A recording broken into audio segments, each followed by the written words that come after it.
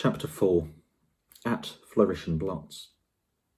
Life at the Burrow was as different as possible from the life in Privet Drive. The Dursleys liked everything neat and ordered. The Weasleys' house burst with the strange and the unexpected. Harry got a shock the first time he looked in the mirror over the kitchen mantelpiece, and it shouted, "Tuck your shirt in, Scruffy!" The ghoul in the attic howled and dropped pipes whenever he felt things were getting too quiet, and small explosions from Fred and George's bedroom were considered perfectly normal. What Harry found most unusual about life at Ron's, however, wasn't the talking mirror or the clanking ghoul. It was the fact that everybody there seemed to like him. Mrs. Weasley fussed over the state of his socks and tried to force him to eat 4 helpings at every meal. Mr. Weasley liked Harry to sit next to him at the dinner table so that he could bombard him with questions about life with Muggles, asking him to explain how things like plugs and the postal service worked. "Fascinating," he would say, as Harry talked him through using a telephone. Ingenious, really. Ingenious, really. How many ways Muggles have found of getting along without magic? Harry heard from Hogwarts one sunny morning about a week after he had arrived at the Burrow. He and Ron went down to breakfast to find Mr. and Mrs. Weasley and Ginny already sitting at the kitchen table. The moment she saw Harry, Ginny accidentally knocked her porridge bowl to the floor with a loud clatter. Ginny seemed very prone to knocking things over whenever Harry entered a room. She dived under the table to retrieve the bowl and emerged with her face glowing like the setting sun. Pretending he hadn't noticed, Harry sat down and took the toast Mrs. Weasley offered him. "Letters from school," said Mrs. Weasley, passing Harry and Ron identical envelopes of yellowish parchment, addressed in green ink. "Dumbledore already knows you're here, Harry. Doesn't miss a trick, that man. You've got them too," he added. Yeah, he added, as Fred and George ambled in, still in their pyjamas. For a few minutes there was silence as they all read their letters. Harry's told him to catch the Hogwarts Express as usual from King's Cross Station on September the 1st. There was also a list of the new books he'd need for the coming year. Second-year students will require, that was a mouthful, The Standard Book of Spells, Grade 2, by Miranda Goshawk, Break with a Banshee, by Gilderoy Lockhart, Gadding with Ghouls, by Gilderoy Lockhart, Holidays with Hags, by Gilderoy Lockhart, Travels with Trolls, by Gilderoy Lockhart, Voyages with Vampires, by Gilderoy Lockhart, Wanderings with Werewolves, by Gilderoy Lockhart, and Year with the Yeti, by Gilderoy Lockhart. Fred, who had finished his own list, peered over at Harry's. "You've been told to get all Lockhart's books too," he said. "The new Defence Against the Dark Arts teacher must be a fan. Bet it's a witch." At this point, Fred caught his mother's eye and quickly busied himself with the marmalade. "That lot won't come cheap," said George with a quick look at his parents. "Lockhart's books are really expensive." I don't know why I looked there. There's someone there. "Well, we'll manage," said Mrs. Weasley, but she looked worried. "I expect we'll be able to pick up a lot of Ginny's things second-hand." "Oh, are you starting Hogwarts this year?" Harry asked Ginny. She nodded, blushing to the roots of her flaming hair, and put her elbow in the butter dish. Fortunately, no one saw this except Harry, because just then Ron's elder brother Percy walked in. He was already dressed, his Hogwarts prefect badge pinned to his knitted tank top. "Morning all," said Percy briskly. "Lovely day." He sat down in the only remaining chair, but leapt up again almost immediately, pulling from underneath him a molting grey feather duster. At least, that's what Harry thought it was, until he saw that it was breathing. "Errol," said Ron, taking the limp owl from Percy and extracting a letter from under its wing. "Finally, he's got Hermione's answer. I wrote to her saying we were going to try and rescue you from the Dursleys." He carried Errol to a perch just inside the back door and tried to stand him on it, but Errol flopped straight off again, so Ron laid him on the draining board instead, muttering, "Pathetic." Then he ripped open Hermione's letter and read it out loud. "Dear Ron and Harry, if you're there, I hope everything went all right and that Harry is okay and that you didn't do anything illegal to get him out, Ron, because that would get Harry into trouble too. I've been really worried, and if Harry is all right, will you please let me know at once? But perhaps it would be better if you used a different L, because I think another delivery might finish your one off. I'm very busy with schoolwork, of course. How can she be? Said Ron in horror. Yeah? Yeah. We're on holiday. And we're going to London next Wednesday to buy my new books. Why don't we meet in Diagon Alley? Let me know what's happening as soon as you can. Love from Hermione. Well, that fits in nicely. We can go and get all your things then, too, said Mrs. Weasley, starting to clear the table. What are you up to today? Harry, Ron, Fred and George were planning to go up the hill to a small paddock the Weasleys owned. It was surrounded by trees that blocked it from view of the village below, meaning that they could practice Quidditch there, as long as they didn't fly too high. They could use real Quidditch balls. They couldn't. They couldn't use real Quidditch balls, which would have been hard to explain if they had escaped and flown away over the village. Instead, they threw apples for each other to catch. They took it in turns to ride Harry's Nimbus 2000, which was easily the best broom. Ron's old shooting star was often outstripped by a passing butterfly. 5 minutes later, they were marching up the hill, broomsticks over their shoulders. They had asked Percy if he wanted to join them, but he had said he was busy. Harry had only seen Percy at mealtime so far. He stayed shut in his room the rest of the time. Wish I knew what he was up to, said Fred, frowning. He's not himself. His exam results came the day before you did. 12 owls, and he hardly gloated at all. Doesn't sound like Percy.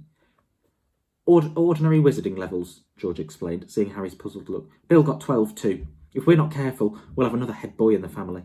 I don't think I could stand the shame. Bill was the oldest Weasley brother. He and the next brother, Charlie, had already left Hogwarts. Harry had never met either of them, but knew that Charlie was in Romania studying dragons and Bill in Egypt, working for the Wizards' Bank Gringotts. I don't know who that is. No idea. Wrong. Don't know how Mum and Dad are going to afford all our school stuff this year, said George after a while. 5 sets of Lockhart's books, and Ginny needs robes and a wand and everything. Harry said nothing. He felt a little bit awkward. Stored in an underground vault at Gringotts in London was a small fortune that his parents had left him. Of course, it was only in the wizarding world that he had money. You couldn't use galleons, sickles and knuts in muggle shops. He had never mentioned his Gringotts bank account to the Dursleys. He didn't think their horror... it does say that. He didn't think their horror of anything connected with the magic world would stretch to a large pile of gold. Mrs. Weasley woke them all early the following Wednesday. After a quick 6 bacon sandwiches each, they pulled on their coats and Mrs. Weasley took a flower pot off the kitchen mantelpiece and peered inside. Oh, we're running low, Arthur, she sighed. We'll have to buy some more today. Ah, well. Guests first. After you, Harry dear. And she offered him the flower pot. Harry stared at them all, watching him. What am I supposed to do? He stammered. Never travel by Floo powder, said Ron suddenly. Sorry, Harry, forgot. Never, said Mr. Weasley. But how did you get to Diagon Alley to buy your school things last year? I went on the underground. Really? Said Mr. Weasley eagerly. Were there escapators? How exactly? Not now, Arthur, said Mrs. Weasley. Floo powder's a lot quicker, dear, but goodness me, if you've never used it before... It'll be all right, Mum, said Fred. Sorry, but let you go. Harry, watch us first. He took a pinch of glittering powder out of the flower pot, stepped up to the fire and threw the powder into the flames. With a roar, the fire turned emerald green and rose higher than Fred, who stepped right into it, shouted, Diagon Alley, and vanished. You must speak clearly, dear, said Mrs. Weasley told Harry, as George dipped his hand into the flower pot. And mind, you get out at the right grate. The right what? Said Harry nervously, as the fire roared and whipped... Close, really close. And whipped George out of sight. Nearly had it. Well, there are an awful lot of wizard fires to choose from, you know, but as long as you've spoken clearly... Nearly. Apparently I can't speak clearly. He'll be fine, Molly. Don't fuss, said Mr. Weasley, helping himself to Floo powder too. But dear, if he got lost, how would we ever explain to his aunt and uncle? They wouldn't mind, Harry reassured her. Dudley would think it was a brilliant joke if I got lost up a chimney. Don't worry about that.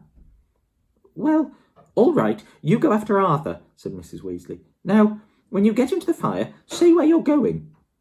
And keep your elbows tucked in, Ron advised. And your eyes shut, said Mrs. Weasley. The soot. Don't fidget, said Ron, or you might well fall out the wrong fireplace. But don't panic and get up too early. Wait until you see Fred and George. Trying hard to bear all of this in mind, Harry took a pinch of flue powder and walked to the edge of the fire.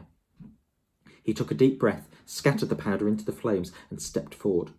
The fire felt like a warm breeze. He opened his mouth and immediately swallowed a lot of hot ash.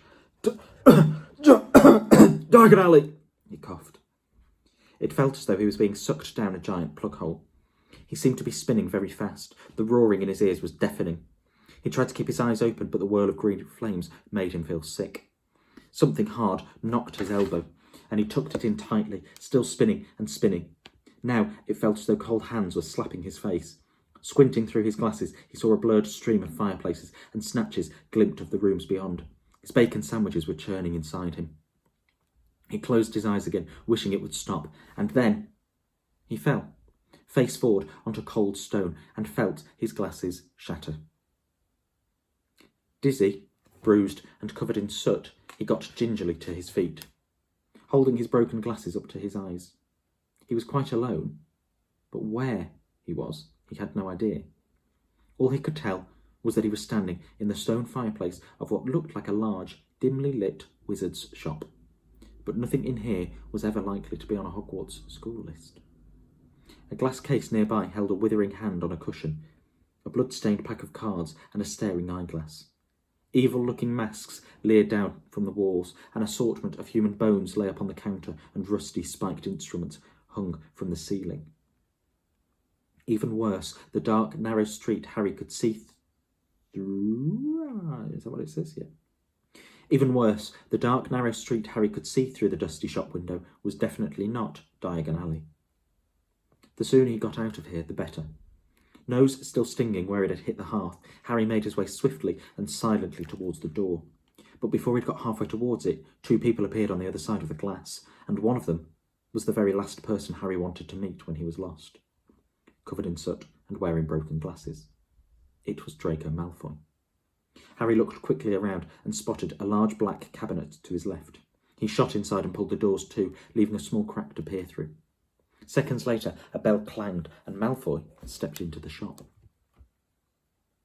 The man who followed could only be his father. He had the same pale, pointed face and identical cold grey eyes. Mr. Malfoy crossed the shop, looking lazily at the items on display, and rang a bell on the counter before turning to his son and saying, "Touch nothing, Draco."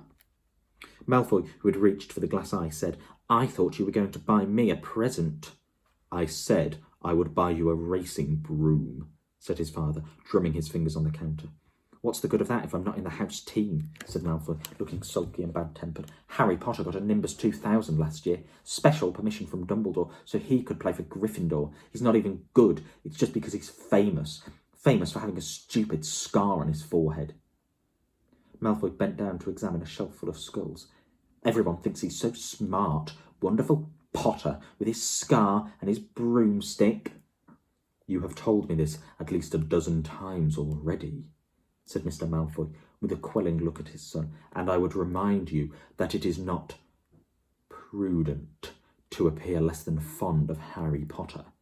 Not when most of our kind regard him as a hero who made the Dark Lord disappear. Ah, Mr. Borgin." A stooping man had appeared behind the counter, smoothing his greasy hair back from his face. "Mr. Malfoy, what a pleasure to see you again," said Mr. Borgin in a voice as oily as his hair. "Delighted. And young Mr. Malfoy, too. Charmed. How may I be of assistance? I must show you. Just in today, and very reasonably priced." "I'm not buying today, Mr. Borgin, but selling," said Mr. Malfoy. "Selling?" The smile faded slightly from Mr. Borgin's face. "You have heard, of course, that the Ministry is conducting more raids," said Mr. Malfoy, taking a roll of parchment from his inside pocket and unravelling it for Mr. Borgin to read. "I have a few, items at home that might embarrass me if the Ministry were to call." Mr. Borgin fixed a pince-nez, I've never heard of that, a pince-nez to his nose and looked down the list. "The Ministry wouldn't presume to troll you, sir, surely?" Mr. Malfoy's lip curled. I have not been visited yet. The name Malfoy still commands a certain respect, yet the ministry grows ever more troublesome. There are rumours about a new Muggle Protection Act. No doubt that flea-bitten, Muggle-loving fool Arthur Weasley is behind it. Harry felt a hot surge of anger, and as you see, certain of these poisons might make it appear... I understand, sir, of course, said Mr. Borgin. Let me see. Can I have that? Interrupted Draco, pointing at the withered hand on the cushion.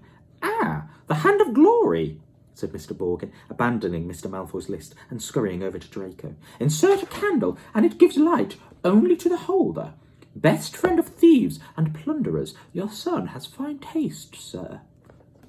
I hope my son will amount to more than a thief or a plunderer, Borgin, said Mr. Malfoy coldly, and Mr. Borgin said quickly, No offence, sir, no offence meant.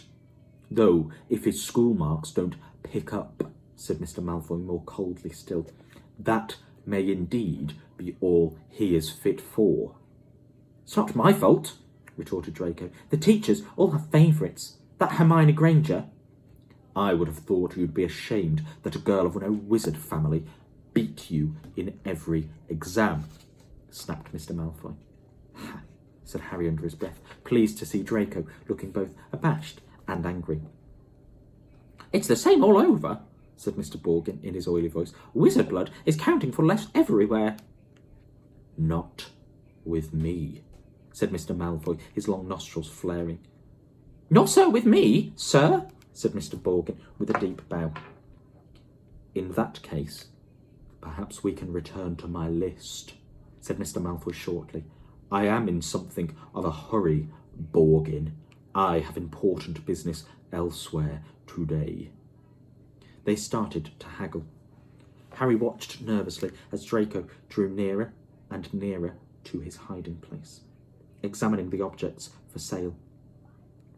He paused to examine a long coil of hangman's rope and to read, smirking, the card propped on a magnificent necklace of opals. Caution, do not touch. Cursed, has claimed the lives of 19 Muggle owners to date. Draco turned away and saw the cabinet right in front of him. He walked forward. He stretched out his hand for the handle. Done, said Mr. Malfoy at the counter. Come, Draco. Harry wiped his forehead on his sleeve as Draco turned away. Good day to you, Mr. Borgin. I'll expect you at the manor tomorrow to pick up the goods. The moment the door had closed, Mr. Borgin dropped his oily manner. Good day yourself, Mr. Malfoy, and if the stories are true, you haven't sold me half of what's hidden in your manor. Muttering darkly, Mr. Borgin didn't appear, he's already there. Now he's Mr. Borgin. I'll start again. Muttering darkly, Mr. Borgin disappeared into a back room. Harry waited for a minute in case he came back. Then, quietly as he could, he slipped out of the cabinet, past the glass cases, and out of the shop door. Clutching his broken glasses to his face, he stared around. He had emerged into a dingy alleyway that seemed to be made up entirely of shops devoted to the dark arts.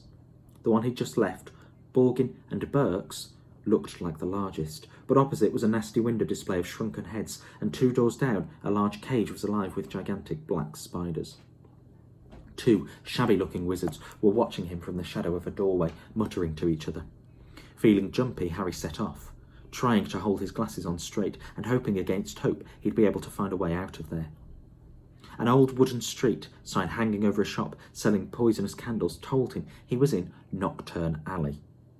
This didn't help, as Harry had never heard of such a place. He supposed he hadn't spoken clearly enough through his mouthfuls of ashes back in the Weasley's fire. Trying to stay calm, he wondered what to do. Not lost, are you, my dear? Said a voice in his ear, making him jump. An aged witch stood in front of him, holding a tray of what looked horribly like whole human fingernails.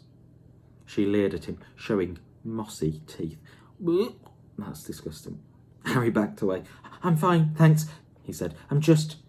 Harry, what do you think you're doing down there? That's not Hagrid's voice. Okay, I'll try again on the next bit. Harry's heart leapt.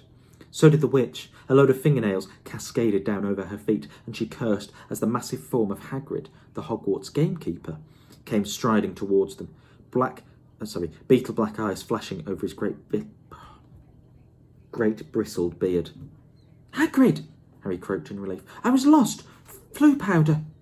Hagrid seized Harry by the scruff of his neck and pulled him away from the witch, knocking the tray right out of her hands.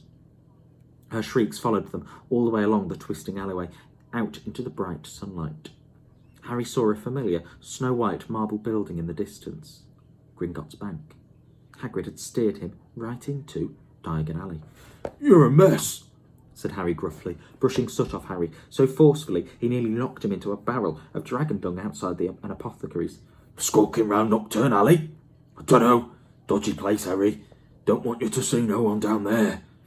I realised that. Oh, sorry, it doesn't say that. Don't want no one to see you down there. That's what it says, but I'm not doing that good. I realised that, said Harry, ducking as Hagrid made to brush him off again. I told you, I was lost. What were you doing down there, anyway? I was looking for flesh-eating slug repellent, growled Hagrid. They're ruining the school cabbages. You're not on your own. I'm staying with the Weasleys, but we got separated, Harry explained. I've got to go and find them.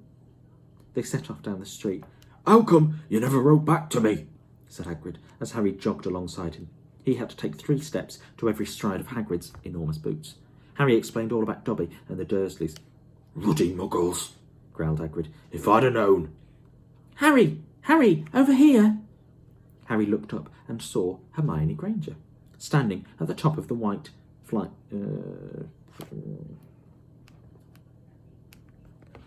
standing at the top of the white flight of steps to Gringotts. That's exactly what I said. I don't know why I stopped.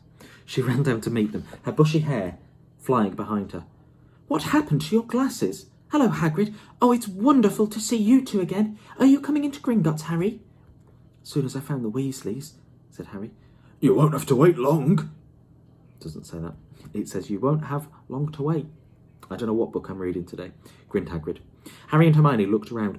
Sprinting up the crowded street were Ron, Fred, George, Percy, and Mr. Weasley. Harry, Mr. Weasley panted. Oh, we hoped you'd only gone one grit too far. He mopped his glistening bald patch. Molly's frantic. She's coming now. Where did you come out? Ron asked. Knockturn Alley, said Hagrid grimly. Brilliant, said Fred and George together. We've never been allowed in, said Ron enviously. I should ruddy well think not, growled Hagrid. Mrs. Weasley now came galloping into view, her handbag swinging wildly in one hand, Ginny just clinging on to the other. Oh, Harry! Oh, my dear! Oh, you could have been anywhere! Gasping for breath, she pulled a large clothes brush out of a bag and began sweeping off the soot Hagrid hadn't managed to beat away. Mr. Weasley took Harry's glasses, gave them a tap of his wand. Is that what it says? Yeah. And returned them, good as new.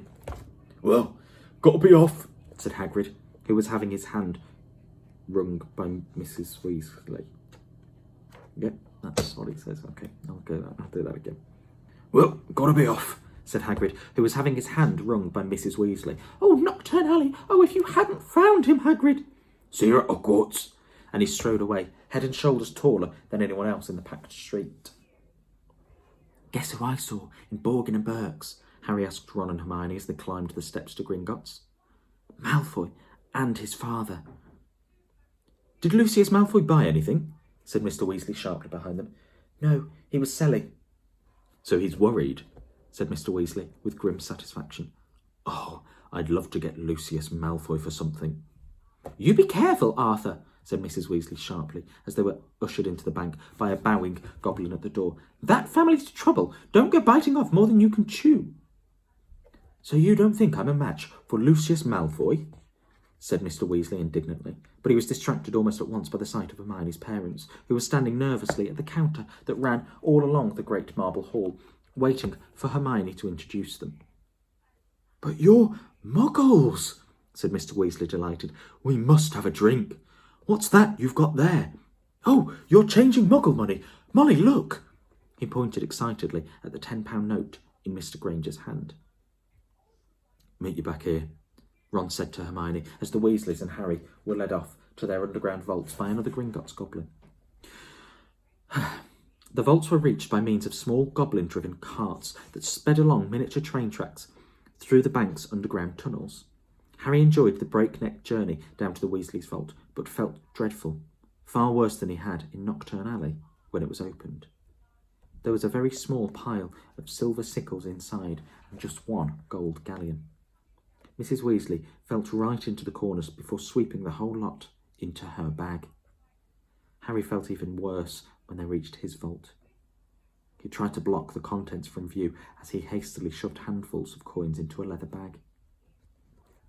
Back outside on the marble steps, they all separated. Percy muttered vaguely about needing a new quill. Fred and George had spotted their friend from Hogwarts, Lee Jordan. Mrs. Weasley and Ginny were going to a second-hand robe shop. Mr. Weasley was insisting on taking the Grangers off to the Leaky Cauldron for a drink. I don't know who that is.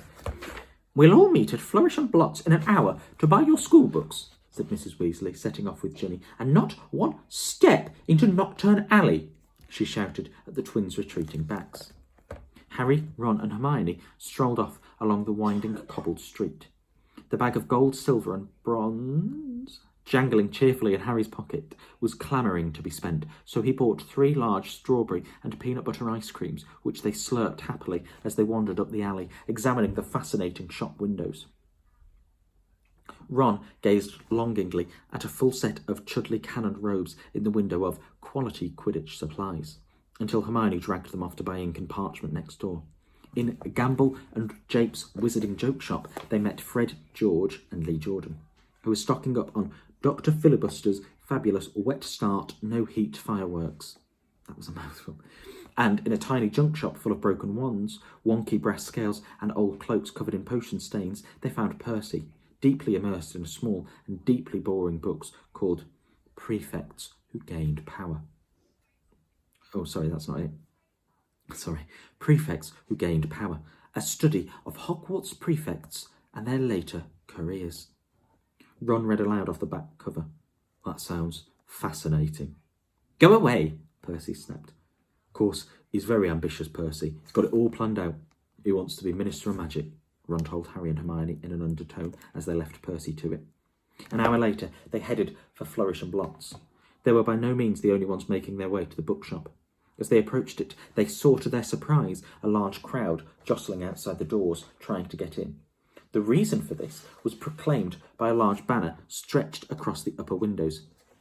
"Gilderoy Lockhart will be signing copies of his autobiography, Magical Me, today, 12:30 to 4:30 p.m. "Oh, we can actually meet him," Hermione squealed. "I mean, he's written almost the whole book list." "Calm it down, Hermione."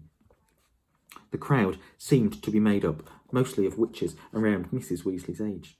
A harassed-looking wizard stood at the door, saying, "Calmly, please, ladies. Don't push there. Mind the books now."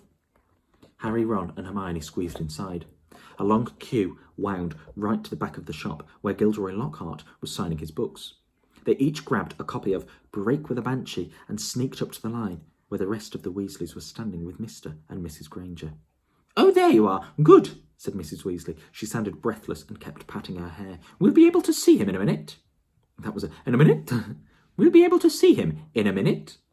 She can slow down. Take a breath, Mrs. Weasley. Gilderoy Lockhart came slowly into view, seated at a table surrounded by large pictures of his own face, all winking and flashing dazzlingly white teeth at the crowd. The real Lockhart was wearing robes of forget-me-not blue, which exactly matched his eyes. His pointed wizard's hat was set at a jaunty angle on his wavy hair. A short, irritable-looking man was dancing around taking photographs with a large black camera that emitted puffs of purple smoke with every blinding flash. "Out of the way there," he snarled at Ron, moving back to get a better shot. "This is for the Daily Prophet." "Big deal," said Ron, rubbing his foot where the photographer had stepped on it. Gilderoy Lockhart heard him. He looked up, he saw Ron, and then he saw Harry. He stared. Then he leapt to his feet and positively shouted, "It can't be Harry Potter!" The crowd parted, whispering excitedly. Whispering excitedly. Lockhart dived forward. Forward is split across 2 lines in the book, so I was going to read forward, and that's just not a word, is it? Forward seized Harry's arm and pulled him to the front. The crowd burst into applause. Harry's face burned as Lockhart shook his hand for the photographer, who was clicking always madly, wafting thick smoke over the Weasleys. Nice big smile now, Harry, said Lockhart through his own gleaming teeth. Together, you and I are worth the front page. When he finally let go of Harry's hand, I don't know why I have to do all this to do Lockhart's voice, but I look a right fool. Harry could hardly feel his fingers. He tried to sidle back over to the Weasleys, but Lockhart threw an arm around his shoulders and clamped him tightly to his side. Ladies and gentlemen, he said loudly, waving for quiet, what an extraordinary moment this is! The perfect moment for me to make a little announcement. Oh, it doesn't say that. It says, the perfect moment for me to make a little announcement I've been sitting on for some time. When young Harry here stepped into Flourish and Blots today, he only wanted to buy my autobiography, which I shall happily present to him now, free of charge. The crowd applauded again. He had no idea, Lockhart continued, giving Harry a little shake that made his glasses slip down to the end of his nose, that he would shortly be getting much, much more than my book, Magical Me. He and his schoolfellows will, in fact, be getting the real Magical Me. Yes, ladies and gentlemen, I have great pleasure and pride in announcing that this September I will be taking up the post of Defence Against the Dark Arts teacher at Hogwarts School of Witchcraft and Wizardry. The crowd cheered and clapped, and Harry found himself being presented with the entire works of Gilderoy Lockhart. Staggering slightly under their weight, he managed to make his way out of the limelight to the edge of the room, where Ginny was standing next to her new cauldron. You can have these, Harry mumbled to her, tipping the books into the cauldron. I'll buy my own. Bet you loved that, didn't you, Potter? Said a voice Harry had no trouble in recognising. He straightened up and found himself face to face with Draco Malfoy, who was wearing his usual sneer. Famous Harry Potter, said Malfoy. Can't even go into a bookshop without making the front page. Leave him alone. He didn't want all that, said Ginny. It was the first time she had spoken in front of Harry. She was, well, I can't think why, with a voice like that. She was glaring at Malfoy. Oh, Potter, you've got yourself a girlfriend, drawled Malfoy. Ginny went scarlet as Ron and Hermione fought their way over, both clutching stacks of Lockhart books. Oh, it's you, said Ron, looking at Malfoy, as if he were some unpleasant... As if he were something unpleasant on the sole of his shoe. Bet you're surprised to see Harry here, eh? Not as surprised as I am to see you in a shop, Weasley, retorted Malfoy. I suppose your parents will go hungry for a month to pay for that lot. Ron went as red as Ginny. He dropped his books into the cauldron too, and started towards Malfoy. But Harry and Hermione grabbed the back of his jacket. Ron, said Mr. Weasley, struggling over with Fred and George. What are you doing? It's mad in here. Let's get outside. Well, well, well, Arthur Weasley. It was Mr. Malfoy. He stood with his hand on Draco's shoulder, sneering in just the same way. Lucius, said Mr. Weasley, nodding coldly. Busy time at the Ministry, I hear, said Mr. Malfoy. All those raids. I hope they're paying you overtime. He reached into Ginny's cauldron and extracted from amidst the glossy Lockhart books a very old, very battered copy of A Beginner's Guide to Transfiguration. Obviously not, he said. Dear me, what's the use of being a disgrace to the wizard name if they don't even pay you well for it? Mr. Weasley flushed a darker... sorry, it doesn't say flushed a darker. Mr. Weasley flushed darker than either... That one's not getting said, is it? Mr. Weasley flushed Mr. Weasley flushed darker than either Ron or Ginny. We have a very different idea of what disgraces the name of wizard, Malfoy, he said. Clearly, said Mr. Malfoy, his pale eyes straying to Mr. and Mrs. Granger, who were watching apprehensively. The company you keep, Weasley. And I thought your family could sink no lower. There was a thud of metal as Ginny's cauldron went flying. Mr. Weasley had thrown himself at Mr. Malfoy, knocking him backwards into a bookshelf. Dozens of heavy spellbooks came thundering down on all their heads, and there was a yell of, "Get him, Dad!" from Fred or George. Mrs. Weasley was shrieking, "No, Arthur, no!" The crowd stampeded backwards, knocking more shelves over. "Gentlemen, please, please!" cried the assistant, and then louder. And then, louder than all of them, "Break it up there, gents! Break it up!" Hagrid was wading towards them through the sea of books. In an instant, he had pulled Mr. I said it right, and I don't know why I stopped. In an instant, he had pulled Mr. Weasley and Mr. Malfoy apart. Mr. Weasley had a cut lip, and Mr. Malfoy had been hit in the eye by an encyclopedia of toadstools. That sounds like it would hurt. He was still holding Ginny's old Transfiguration book. He thrust it at her, his eyes glittering with malice. "Here, girl, take your book. It's the best your father can give you." Pulling himself out of Hagrid's grip, he beckoned to Draco and swept him from the shop.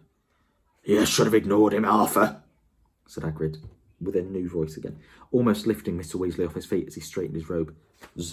"Rotten to the core, the old family. Everyone knows that. No Malfoy's worth listening to. Bad blood, that's what it is. Come on now, let's get out of here." The assistant looked as though he wanted to stop them leaving. To stop them leaving.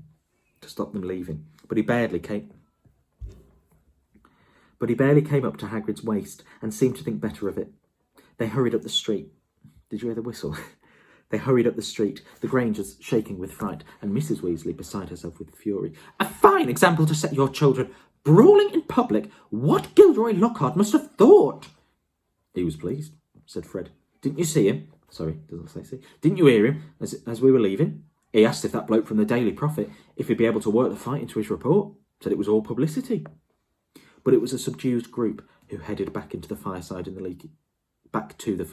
walk into the fire. I've only got that much of a page left. That's it, and I still can't say it. But it was a subdued group who headed back to the fireside in the Leaky Cauldron, where Harry, the Weasleys, and all their shopping would be travelling back to the Burrow using flue powder. They said goodbye to the Grangers, who were leaving the pub for the Muggle Street on the other side. Mr. Weasley started to ask them how the bus stops worked, but stopped quickly at the looks on Mrs. Weasley's face. Harry took off his glasses and put them safely in his pocket before helping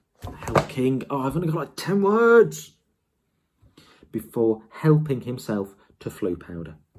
It definitely wasn't his favourite way to travel. That's the end. Goodbye.